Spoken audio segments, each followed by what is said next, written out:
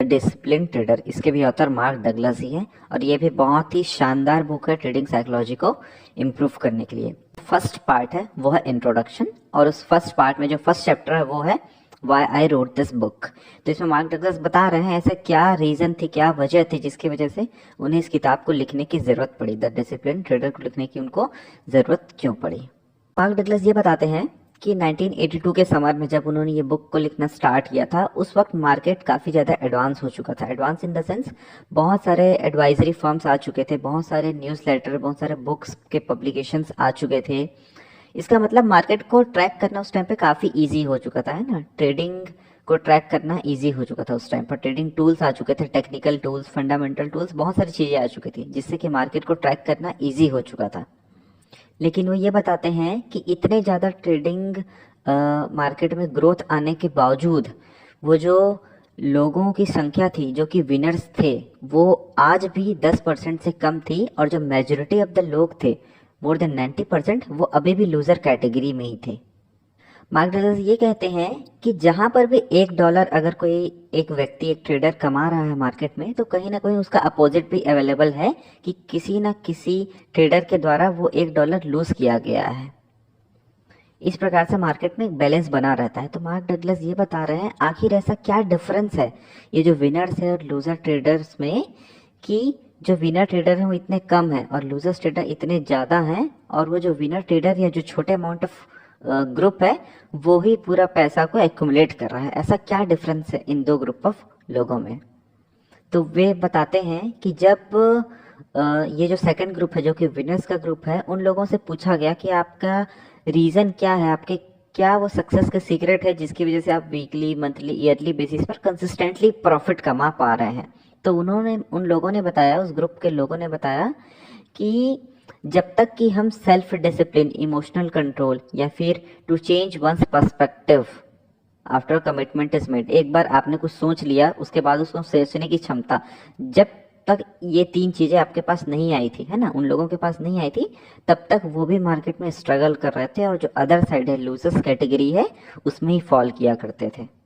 तो यहाँ पर मार्क डगलस ये बात क्लियर करना चाहते हैं कि ये जो सेल्फ डिसिप्लिन है, इमोशनल कंट्रोल है, या फिर ability to change one's perspective after commitment is made, है ना, ये जो चीजें हैं इनका मार्केट में कितना एडवांसमेंट आया है, news advisories, news publications, books, technical indicators, या फिर टेक्निकल एनालिसिस, फंडामेंटल एनालिसिस, इनसे इनका कोई रिश्ता नाता नहीं है, है ना। ये जो चीज़ें हैं ये प्योरली साइकोलॉजिकल चीज़ें हैं, और इनका मार्केट कितना भी एडवांस हो जाए उनसे साइकोलॉजिकल चीज़ों पे इफेक्ट पड़ने वाला नहीं है। ये टोटली डिफरेंट चीज़ें हैं।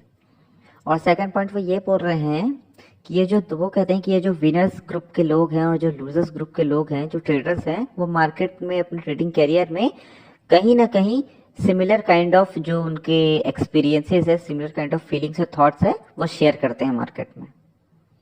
उनका कहना है जो भी स्टार्टिंग ऑफ जो उनका ट्रेडिंग करियर होता है उसमें हर प्रकार का trader anxiety, frustration, fear of losing, इस प्रकार के जो कॉमन साइकोलॉजिकल चीजें हैं उनको फील करता है हर वो ट्रेडर। और जैसे जैसे इन चीजों को समझता है, इनसे बाहर आने की कोशिश करता है और इन साइकोलॉजिकल इश्यूज को सॉल्व करता है, वैसे धीरे धीरे उसका एडवांसमेंट होता है और वह सक्सेसफुल ट्रेडर के पाथ में जाता है। लेकिन अनफॉर्चुनेटली मार्क डगलस ये बताते हैं कि ये जो रास्ता है कि इन साइकोलॉजिकल इश्यूज को समझ पाना और उन पर काम करना, इसको करने के लिए लोगों को कोई साल लग जाते हैं, और कई लोग तो ऐसे होते हैं जो पूरे अपने ट्रेडिंग कैरियर में इस बात को समझ नहीं पाते हैं। तो मार्क डगलस से ये कहना है कि अगर सेल्फ डिसिप्लिन और इमोशनल कंट्रोल ही वो चाबी है जिसके थ्रू हम ट्रेडिंग करियर में सक्सेसफुल हो सकते हैं, है ना। तो बताते हैं कि ये जो चीज़ें हैं उसके साथ कोई एक आदमी पैदा नहीं होता है बल्कि इसको एक्वायर करता है। वे बताते हैं कि जो सेल्फ डिसिप्लिन है और जो सेल्फ कॉन्फिडेंस है, इमोशनल कंट्रोल है, इसको ट्रायल एंड एरर के थ्रू इंसान एक्वायर करता है, सीखता है। और वो बताते हैं कि जो ट्रायल एंड एरर प्रोसेस है सीखने का, इसमें सबसे बड़ा दिक्कत ये है कि जो भी ट्रेडर इस प्रोसेस के थ्रू सीखता है, अपनी गलतियों से सीखता है, और ट्रेडिंग में जब कोई गलतियां करता है तो पैसे लूज करता है ना। तो बहुत सारे ट्रेडर्स के साथ दिक्कत ये होता है कि वो जब ये ट्रायल एंड एरर मेथड में सीखता जाता है तो वो बहुत ज़्यादा लॉसेस कर जाता है ना। कई लोग ऐसे होते हैं जो इतना ज़्यादा लॉसेस कर जाते हैं कि उनके पास रिकवर करने के लिए और दोबारा ट्रेडिंग करने के लिए पैसे नहीं बच पाते हैं। और दूसरा ग्रुप ये होता है, ऐसे भी लोग होते हैं कि जो इतना ज़्यादा लॉस कर जाते हैं कि उनके अंदर एक इमोशनल ट्रॉमा आ जाता है कि इतना ज़्यादा लूज कर चुके हैं, तो साइकोलॉजिकली कहीं ना कहीं वो डिस्टर्ब हो जाते हैं, वो फियरफुल एक ऐसे जोन में चले जाते हैं कि इतना ज़्यादा लॉस कर चुके हुए होते हैं। मार्क डगलस का ये कहना है कि जो भी एक सक्सेसफुल ट्रेडर होता है ना, वो जो सेल्फ डिसिप्लिन है, इमोशनल कंट्रोल है, इस पर काबू पा लिया होता है। लेकिन वो ये भी कहते हैं कि ये जो सक्सेसफुल लोग हैं, ये जो सक्सेसफुल ट्रेडर्स हैं, उनसे अगर पूछा जाए कि आप लोगों ने कैसे ये सेल्फ डिसिप्लिन और इमोशनल कंट्रोल एक्वायर किया, तो उनके पास इसका आंसर नहीं होगा। जब उनसे पूछा जाएगा तो बहुत ही अच्छी एडवाइस जरूर देंगे, जैसे कि कट योर लॉसेस शॉर्ट, ये बताने के लिए बहुत ही इम्पॉर्टेंट लेसन है ना, जो एक हर सक्सेसफुल ट्रेडर आप लोगों को बताएगा। लेकिन फॉर अ बिगनर जो कि कंटिन्यूसली लूज कर रहा है, उसको कट योर लॉसेस शॉर्ट का मतलब नहीं समझ आता है, क्योंकि कहीं ना कहीं उसके अंदर एक ऐसा साइकोलॉजिकल इशू है कि वो मार्केट से लॉसेस को अवॉइड करना चाहता है। ठीक है, एक बार उसको लॉसेस दिख रहे हैं तो उसको अवॉइड करना चाहता है किसी भी हालात में। तो उसको कहीं ना कहीं ये पॉसिबिलिटी हमेशा उसके दिमाग में है कि मार्केट यहाँ से रिवर्स करेगा और मेरे डायरेक्शन में मूव करेगा। इसलिए कट योर लॉसेस शॉर्ट, ये जो फ्रेज है, इसको समझ पाना उसके लिए बहुत ही मुश्किल है। कट योर लॉसेस शॉर्ट को एक्चुअली समझना है तो इसका इजीएस्ट आंसर ये होगा कि आपको पहले सेल्फ डिसिप्लिन और इमोशनल कंट्रोल हासिल करना होगा। मार्क डगलस कहते हैं कि जो सक्सेसफुल ट्रेडर जो आज हैं, वो trial and error through method के थ्रू ही सक्सेसफुल हुए हैं। उन्होंने भी बहुत सारी गलतियां की हैं और गलतियों से धीरे धीरे सीखे हैं। आज अगर वो अपने प्रीवियस जर्नी को जाकर देखेंगे तो उनको पता चलेगा कि यस, हम जो पहले थे और आज जो ट्रेडर हैं उसमें बहुत सारे चेंजेस हैं, है ना। तो क्या वो जो चेंजेस आए हैं वो क्या मार्केट में चेंजेस आए हैं, मार्केट के बिहेवियर में चेंजेस आए हैं, टूल्स में चेंजेस आए हैं? यस, उसमें आए होंगे। लेकिन जो एक्चुअल चेंजेस आया है वो ट्रेडर्स के पर्सपेक्टिव में आया है, ट्रेडर्स के साइकोलॉजी में आया है, जिसकी वजह से वो सक्सेसफुल हुआ है। तो फिर ये जो सक्सेसफुल लोग हैं वो अपने जर्नी को बहुत अच्छे से समझा पाने में और किस प्रकार से उन्होंने self discipline in control acquire किया है, इसको समझा पाने में इतने असफल क्यों हैं, तो इसका कारण ये बताते हैं कि जब ये ट्रायल एंड एरर प्रोसेस के थ्रू आगे बढ़ रहे थे तो ये बहुत सारी गलतियां कर रहे थे, एंजाइटी थे इनके अंदर, पेन था, बहुत सारी चीजों को झेले हुए हैं। तो इस प्रकार की चीजों को वो कभी नोट नहीं किए हैं, इस प्रकार की चीजों को वो लोग कभी जर्नल नहीं किए हैं, इसलिए उनके लिए समझा पाना इस प्रोसेस को काफी डिफिकल्ट है। और सेकंड चीज वो ये बताते हैं कि एक बार जब वो धीरे धीरे धीरे करके एक बार सक्सेसफुल ट्रेडर बन गए और कंसिस्टेंटली प्रॉफिट करने लगे तो उनको वापस से अपने उस प्रोसेस को रिकॉल करने की कभी जरूरत पड़े ही नहीं। और वैसे भी जब अगर वो रिकॉल करते भी तो फिर रिकॉल करने का उनको कोई इंसेंटिव नहीं मिल रहा था, इंसेंटिव तो उसको ट्रेड करने से मिल रहा था। तो यही वो दो रीजन थे जिसकी वजह से जो एक सक्सेसफुल ट्रेडर जो आज सक्सेसफुल है वो किस प्रकार से सेल्फ डिसिप्लिन और इमोशनल कंट्रोल को एक्वायर किया है उसको बता पाने में असफल है। तो मार्क डगलस बताते हैं कि उनको इस बारे में पता चला, यही वो कारण था जिसकी वजह से वो इस बुक को लिखने के लिए इंस्पायर हुए हैं। और इस बुक में वो जो भी चीज़ें बताने वाले हैं वो उनका खुद पर्सनल एक्सपीरियंस के थ्रू था, क्योंकि वो भी कहीं ना कहीं जब स्टार्ट किए थे एज अ ट्रेडर तो वो भी लूजर ट्रेडर ही थे और धीरे धीरे वो लूजर से सक्सेसफुल ट्रेडर की ओर अग्रसर हुए। और तो इस प्रकार से क्योंकि वो अपने जो जर्नी था उसको काफ़ी अच्छे से एनालाइज किए हुए थे, उनको लग रहा था मार्केट में कहीं ना कहीं वॉइड है कि इस प्रकार के बुक्स का, साइकोलॉजी के इम्प्रूव करने वाले बुक्स का, इसलिए उन्होंने सोचा कि इस प्रोसेस को कहीं ना कहीं जर्नल किया जाए और एक बुक पब्लिश किया जाए। मार्क डगलस अपनी जर्नी बताते हुए ये बताते हैं कि वो मेरिल लिंच में काम किया करते थे, उनके पास एक जॉब था और वो शिकागो में शिफ्ट हुए थे। जब वो शिकागो में शिफ्ट हुए थे तो कहीं ना कहीं वो ये बताते हैं कि वो काफ़ी एक्सपेंसिव लाइफ जिया करते थे, वो एक लग्जरियस लाइफ जीना पसंद करते थे। और लेकिन उनका फाइनेंशियल कंडीशन ऐसा नहीं था कि जिसकी वजह से वो इसको ज़्यादा दिन तक सरवाइव कर सके इस प्रकार के लाइफस्टाइल को। इसलिए वो ये चाहते थे, वो डेस्परेटली चाहते थे कि वो काफ़ी सक्सेसफुल ट्रेडर बने, जिससे कि वो एक अच्छी खासी वेल्थ जनरेट कर सके और अपना जो लग्जरियस लाइफ है उसको जी सके। लेकिन वो कहीं ना कहीं फाइनेंशियली बहुत ज़्यादा टेंस थे इस सब चीज़ों की वजह से। वे जब शिकागो आए तो उनको लगा कि हाँ, अब वो ऐसे लोगों के बीच में काफ़ी क्लोज आ चुके हैं कि जिनके थ्रू वो सीख सकेंगे कि किस प्रकार से मैं बहुत ज़्यादा वेल्थ जनरेट कर सकता हूँ ट्रेडिंग के थ्रू।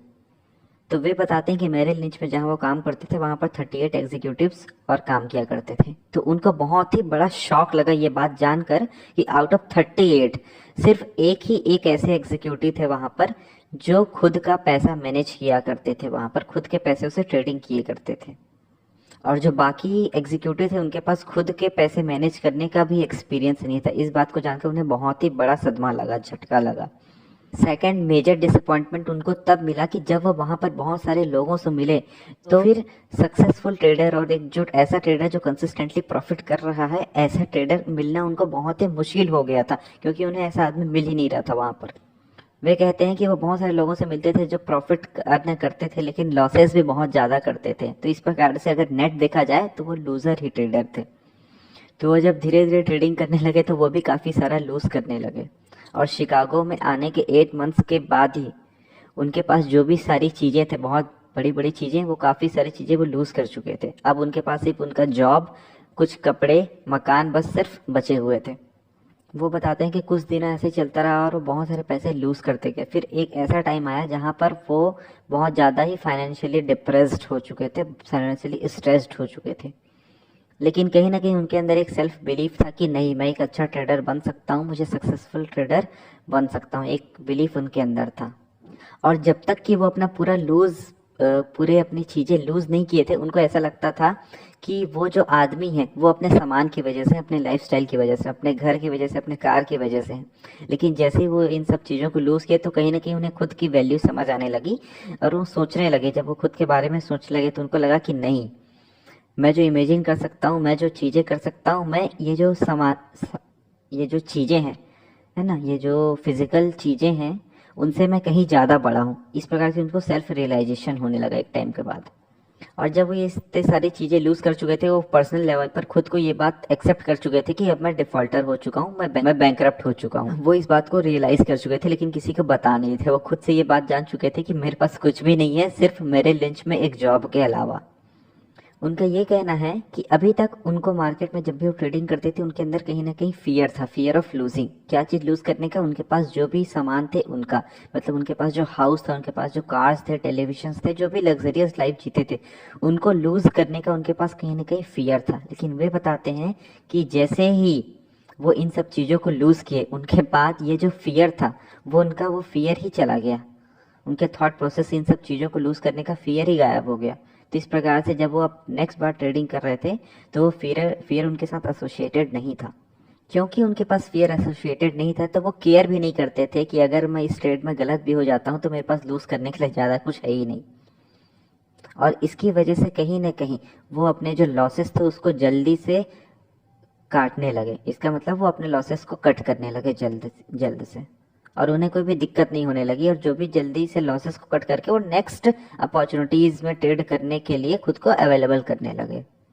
वे बताते हैं धीरे धीरे कुछ टाइम के बाद वो consistently small small amounts consistently gather करने लगे, और धीरे धीरे कंसिस्टेंट सक्सेसफुल ट्रेडर बनते लगे। बहुत बड़े ट्रेडर तो नहीं, लेकिन वो ये बताते हैं कि वो एक कंसिस्टेंट ट्रेडर जरूर बन गए थे।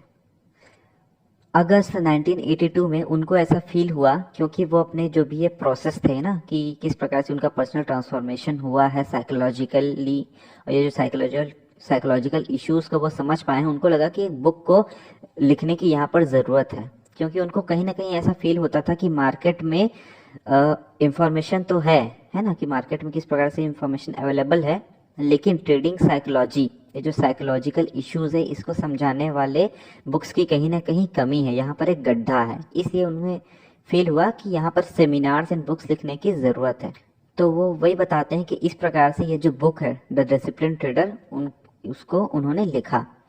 और इस बुक के थ्रू वो एक प्रकार से एक जो थिंकिंग प्रोसेस है उसको नए पर्सपेक्टिव से दिखाना चाहते हैं, अपने थिंकिंग प्रोसेस को चेंज करने का एक नया मेथड बताना चाहते हैं। तो यही वो इंट्रोडक्शन था कि वो क्यों इस बुक को लिखे हुए हैं। तो why I wrote this book, वो यही बताना चाह रहे हैं कि वो जिस प्रकार से उनका पर्सनल ट्रांसफॉर्मेशन हुआ था स्टार्टिंग में, वो जो किस प्रकार से एक लूजर ट्रेडर की तरह सोचते थे और धीरे धीरे अपने साइकोलॉजिकल इश्यूज को समझने के बाद कैसे वे सक्सेसफुल ट्रेडर की तरह सोचने लगे, उस प्रोसेस की वजह से वो इस किताब को लिख पाए हैं।